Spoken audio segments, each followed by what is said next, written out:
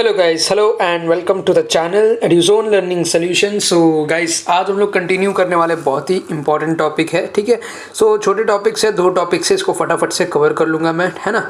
सो chapter 12 में जो आपका जो क्लास 12 का है एल्डिहाइड, कीटोन्स एंड कार्बोक्सिलिक, तो उसमें हम लोग दो चीज़ देखने वाले हैं। डी कार्बोक्सिलेशन हम लोग कैसे करते हैं, D carboxylation of carboxylic acid या फिर रिडक्शन कैसे करना है, ठीक है। सो इसके प्रोसेस को हम लोग बेसिकली समझेंगे। तो इसमें किस तरीके का आपके पास रिएक्टेंट होता है, कैसे प्रोडक्ट बनेगा, है ना, तो क्या क्या रिएजेंट हो गए, तो बेसिकली मैं स्टेप्स आपको समझाऊंगा। बहुत ही सिंपल है, आपके टेक्स्ट बुक का ही कंटेंट है अगर आप महाराष्ट्र बोर्ड से बिलोंग करते हो तो। ओके, सो जो भी न्यू स्टूडेंट है उनसे रिक्वेस्ट है कि अगर अभी तक आपने चैनल को सब्सक्राइब नहीं किया है तो सब्सक्राइब कर लो, और अगर कंटेंट पसंद आता है तो ही लाइक करना, कोई ज़बरदस्ती नहीं है। चलो तो स्टार्ट करते हैं यहाँ पे। मैं आपको यहाँ पे देखो, फर्स्ट ऑफ ऑल यहाँ पे हम लोग देखेंगे जो हमारा टॉपिक है D carboxylation of carboxylic acids.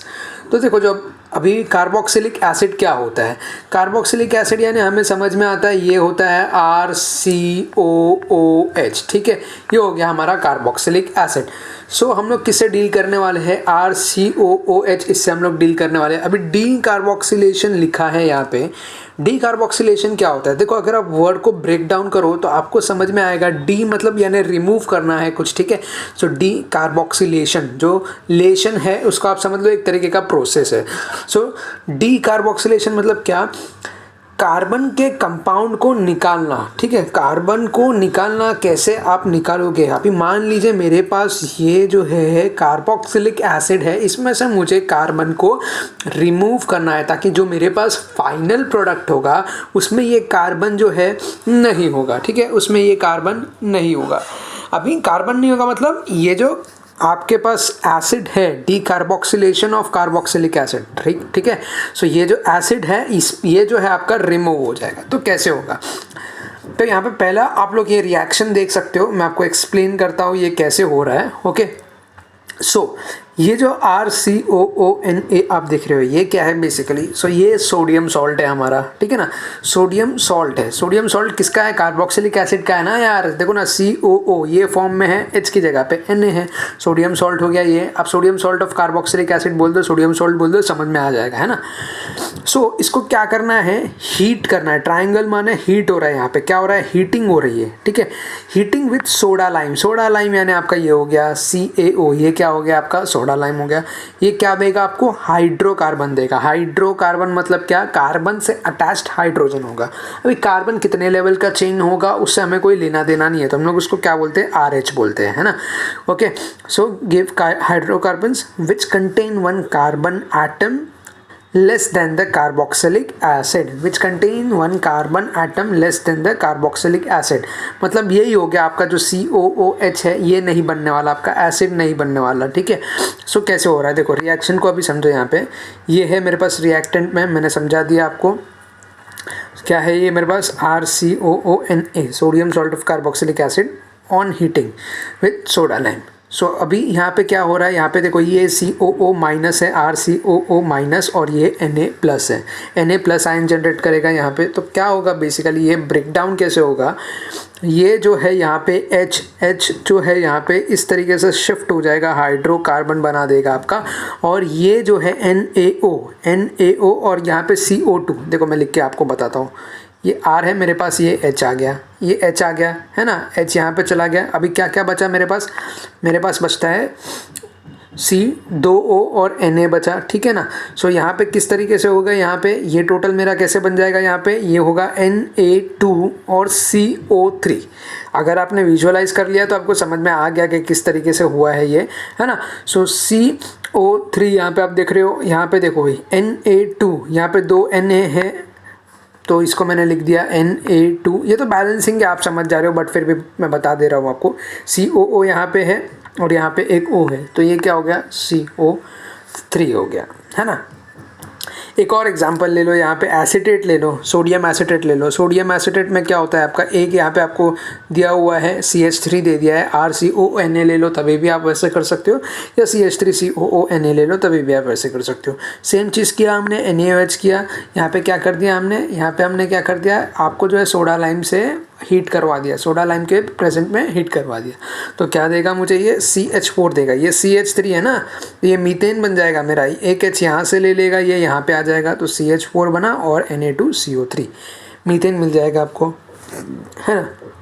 सो इस तरीके से क्या होता है आपका, यहाँ पे जो टोटल है, एक आपको एक एसीटेट या एक एसिड दिया हुआ है, सोडा लाइम के प्रेजेंस में आपको हीट करना है, तो वो आपको एक हाइड्रोकार्बन देगा। हाइड्रोकार्बन यानी आपका जितना भी आप समझ लो ना अल्काइल ग्रुप हो गया, जैसे कि मीथेन हो गया, इथेन हो गया, प्रोपेन हो गया, XYZ वैसे। आई होप ये कॉन्सेप्ट क्लियर है कि डीकार्बोक्सिलेशन ऑफ कार्बोक्सिलिक एसिड कैसे होता है ना। ओके, सो अभी इतना ही नहीं, अभी और देखो। सो रिडक्शन भी देखेंगे हम लोग, रिडक्शन ऑफ कार्बोक्सिलिक एसिड। अभी सिंपल है, रिडक्शन ऑफ कार्बोक्सिलिक एसिड में क्या होगा, रिड्यूस हो रहा है, यहाँ पे क्या हो रहा है, रिडक्शन हो रहा है। So carboxylic acids are reduce to primary alcohols. अभी ये क्या होगा, यहाँ पे प्राइमरी अल्कोहल हो जाएगा, मतलब समझ जाओ कि ये जो पार्ट है आपका यहाँ पे COOH है, ये जो है आपका प्राइमरी अल्कोहल में कन्वर्ट हो जाएगा। कैसे होगा उसके लिए कोई टेंशन मतलब, अभी समझ में आ जाएगा आपको।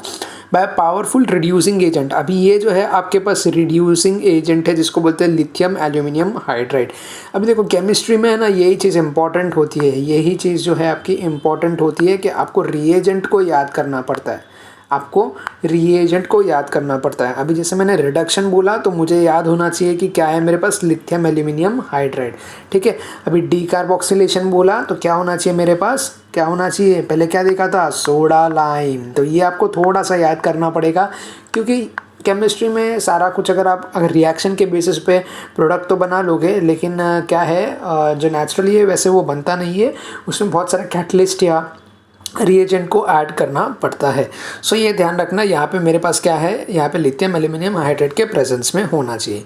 अभी ड्राई ईथर आप डाल दोगे, ड्राई ईथर डालने के बाद आपका क्या होगा, यहाँ पे ब्रेक डाउन हो जाएगा, यहाँ पे ब्रेक डाउन हो जाएगा आपका।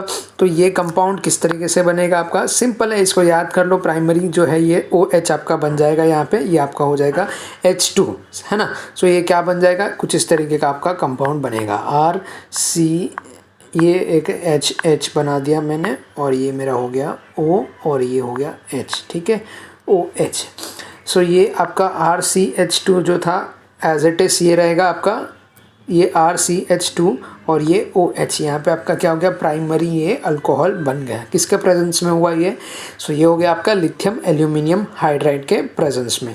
सो कार्बोक्सिलिक एसिड यहाँ पे देख लो, carboxylic acid can also be reduced by diborane, does not reduce, किस चीज़ वो रिड्यूस नहीं कर सकता है, तो वो COOR को, मतलब आपके पास अगर ऐसा कुछ है RCOOR तो उसको रिड्यूस नहीं कर पाएगा, या RNO2 तो ये चीज़ भी रिड्यूस नहीं होगा। ये किसके केस में हुआ, लिथियम एल्यूमिनियम हाइड्राइड के केस में हुआ। बाकी केस में आप देख पा रहे हो, अगर आपके पास नॉर्मल एसिड है तो वो क्या करेगा, प्राइमरी अल्कोहल बना देगा। ड्राई ईथर के प्रेजेंट में होना चाहिए, है ना। सो ड्राई ईथर से आप करवा दोगे, सो ये क्या होगा, ये 2 वे रिएक्शन है, मतलब वैसे ही ये जो है आपका जो रिवर्स रिएक्शन भी ये जा सकता है ना। सो डाइबोरेन यहाँ पे डज नॉट रिड्यूस, अगर मैं इसकी बात करूँ तो रिड्यूस बाय, अगर आप डाइबोरेन से करते हो तो ये किस चीज़ को रिड्यूस नहीं करेगा, COOR NO2 और जो आपका हेलोजन ग्रुप है उसको, ठीक है। सो इतना कॉम्प्लिकेटेड मत लो, खाली रिडक्शन समझ लो आप कार्बोक्सिलिक एसिड का कैसे होता है, और ये जो हमने देखा decarboxylation of carboxylic acid, that's it. So guys that's it. So अगर आपको आज का ये वीडियो पसंद आया तो आप इस वीडियो को लाइक कर सकते हो, शेयर कर सकते हो एंड सब्सक्राइब कर सकते हो। तो मिलता हूँ नेक्स्ट वीडियो में, सो तब तक के लिए take care, thank you and bye bye.